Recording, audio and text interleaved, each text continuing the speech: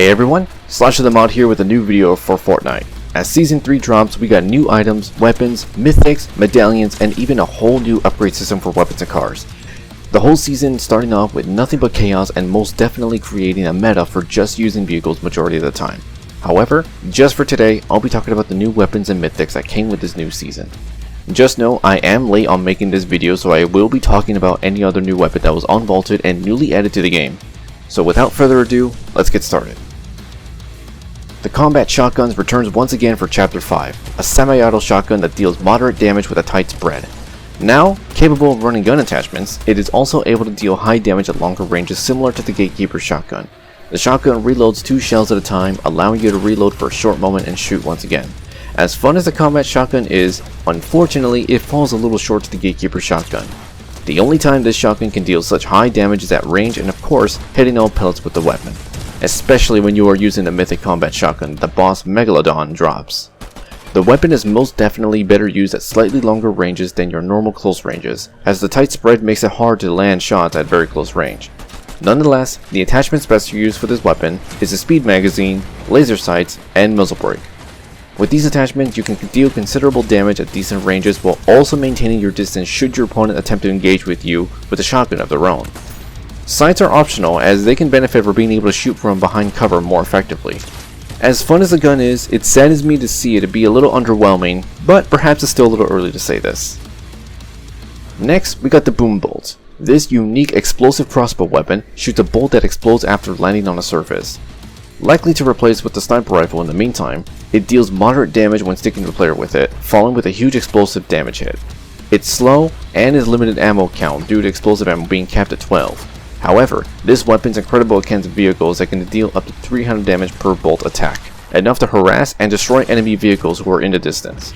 To include this, the splash damage capability does work nicely against opponents behind cover, as the splash damage is a bit small but sizable enough to deal with the large damage to enemies hiding in cover.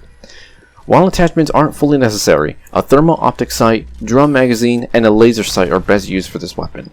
If you want a weapon to deal with vehicles, this is your go-to choice. A bit slow, but quite damaging. Just be careful not to hit yourself. Next up, the Nitro Fists. While not exactly a weapon, and it's much better suited for utility, these fists can punch, air punch, and uppercut your enemies, dealing moderate damage at the cost of being open for attacks.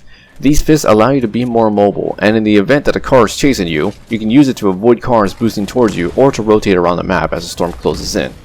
When holding or continuing attacks, the third punch deals more damage and can launch your opponent away for potential fall damage.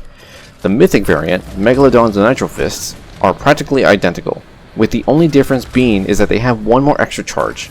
You can think of this weapon similar to the Kinetic Blade from Chapter 4, more better suited for mobility than for combat, and possibly better than shockwave grenades. Next up is the Combat Assault Rifle. Replacing the Warforged Assault Rifle, this rapid-firing, high-kick rifle can be seen as a slightly better rifle than the Warforged. While not as damaging as the Warforged, it makes it up for its better recoil management and slightly less gun click. With a clip size of 28, 35 with the drum magazine, it could be seen that we might be going back to usual weapons with the standard magazines of 25 to 30 again. For attachments, without any, the recoil feels much more easier to manage with the only kick you have to worry on. I recommend any sight, the speed magazine, vertical foregrip, and the muzzle brake. With this, you'll easily engage targets at mid to long range with a sustained solid fire. I guess I can also quickly talk about the hook cannon. While not exactly a weapon for players as it reloads and fires rather slowly from its unholstering time, still, with one shot it'll deal 100 damage to players and knock them back. And as for vehicles, it deals high damage and lets you hook and ride along with them, as if you're SpongeBob about to get hit with educational television. Still, this unique weapon will let you engage with fleeing vehicles and stay close to them. Just remember the range is limited to about 50 meters, so don't take it for granted. While editing this video, I realized I forgot to mention about the Tri-Beam Laser Rifle. At first this weapon seemed underwhelming and more useful for vehicles instead. The range is static, possibly more than 300 meters, and it allows hit scan firing. While there is bloom, but the bloom is minimal, taking slow and careful shots you can easily hit people for high damage while keeping yourself safe from afar. DPS is low, but being able to use a hit scan laser weapon is incredible from a far distance. No need to worry about the bullet drop for this one. Overall, it's a great weapon. Definitely use it if you can.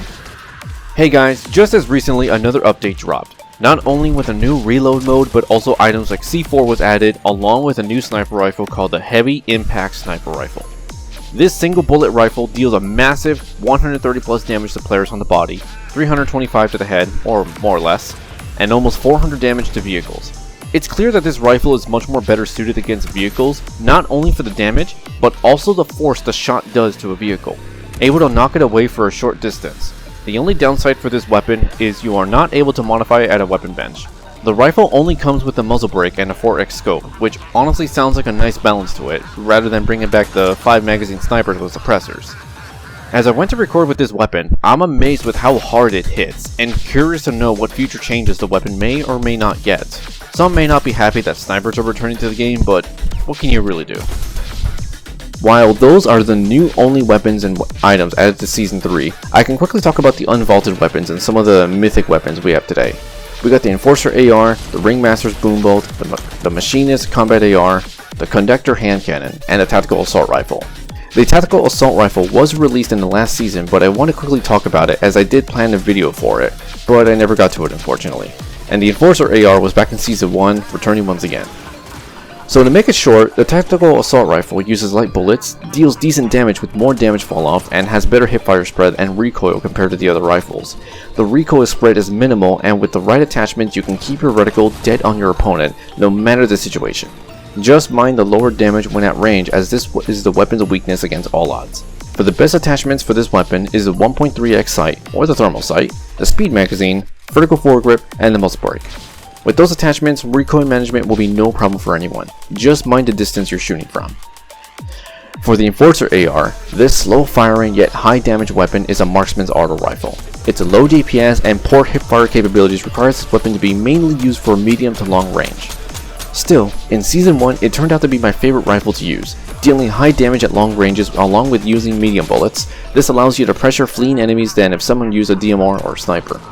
The attachments for this weapon is simple: the 2.1x thermal sight, speed magazine, vertical foregrip, and a suppressor, or the muzzle brake for the recoil the gun has. Despite the low fire rate, the recoil and kick the gun has makes it easy to keep it on your target, and being quiet can have an advantage. Next, the Machinist Combat Assault Rifle. Dropped by the Machinist located in the rig, this fast firing and high gun kick rifle can deal heavy damage in the right hands. Like the original Combat AR, the recoil spread is tight, but the kick each shot does can drastically reduce your accuracy. It shoots just as fast or even faster than Warforged Assault Rifle, and deals just as high damage to the weapon. While you can't mod it, it's still a great weapon to have if you're able to control it. Megalodon's Combat Shotgun is just exactly as the same as a regular combat shotgun, but just much stronger and has the attachment I recommended previously. Not much I can really say about this one, but probably better than the Gatekeeper shotgun at base. Cerberus's Gatekeeper shotgun is still within the game if you duel Cerberus at the Grim Gate.